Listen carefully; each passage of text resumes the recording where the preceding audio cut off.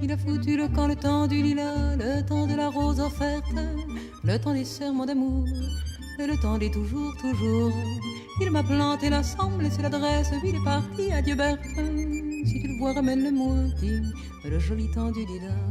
On en sourit du coin de l'œil, mais on en rêve du grand amour. Je l'ai connu, j'emporte le deuil, ça ne peut pas durer toujours. Je l'ai valsé au grand soleil, la valse qui vous fait la peau douce. Je l'ai croqué le fruit vermeil, à belles dents, à belle bouche. Je suis très contente de te revoir. J'espère que tu t'en doutes, je suis très contente, sincèrement. Je suis un peu conventionnelle, mais je tenais à te le dire, je suis très contente de te revoir. Malgré tout. Ça me va droit au cœur. Il m'a dit que tu ne voulais pas venir. Est-ce que c'est vrai? Tu as beaucoup réfléchi et longtemps réservé ta réponse. Tu voulais, ce qu'il a dit, hein, tu voulais que nous réglions nos affaires, nos sales petites affaires, par lettres, messages interposés, courrier ou personne intermédiaire. Les avocats? C'est là que nous avons vécu et rien d'autre.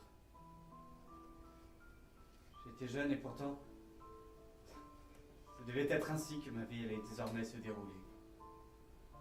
Passer. Vous y étiez partis, ensemble dans un premier temps, puis chacun de votre côté. Refaire votre existence. C'est comme ça que vous parlez. J'avais parfois des nouvelles de vous, la naissance des enfants. Quelques détails, vos changements d'adresse. Lui, il me parlait d'elle au téléphone. Hélène ne me disait plus rien. Je me complais dans cette solitude. Je ne suis pas mal. Les années qui suivirent votre abandon, peu à peu, c'était prévisible. J'ai cessé de vous haïr, sans même m'en rendre compte. Seulement, de temps à autre, vous calomnier un petit peu, me donner le beau rôle, être l'homme le plus malheureux de la terre.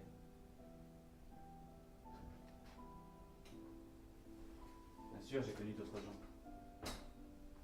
Quelques-uns, d'une certaine manière, je les ai aimés. On peut dire ça aujourd'hui. Le désir d'être avec eux, ne pas faire semblant. D'autres encore, l'inévitable hygiène d'un homme jeune. Je les ai à peine entreaperçus. Et certains même, je ne suis rien d'eux. Pas un mot. Les corps, c'est tout. Pas même leur prénom, je ne leur demandais pas.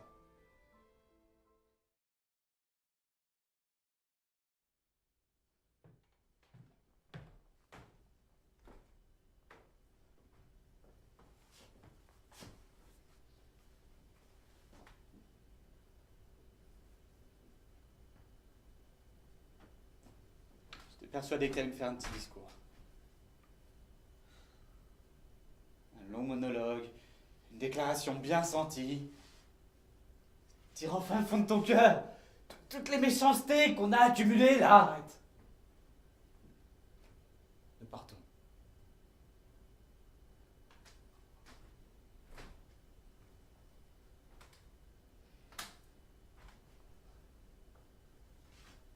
Prends soin de toi. La pire des choses. Qu'est-ce que tu veux que je te dise? Au fond, oui, tu n'aimes jamais personne. Tu peux toujours tout entendre. Et puis aussi, qu'est-ce que cela fait? Toujours renoncer, rester à l'abri, en deçà, bien trop peur que ça dégénère.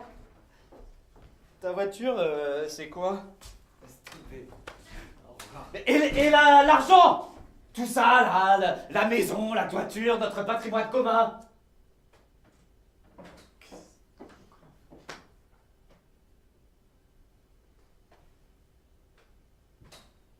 Si tu changes d'avis, si vous vous entendez sur une quelconque solution, Hélène et toi, je lui ai dit, je serai d'accord. Je ne ferai aucune difficulté. Cela m'est égal. Cela m'a toujours été égal.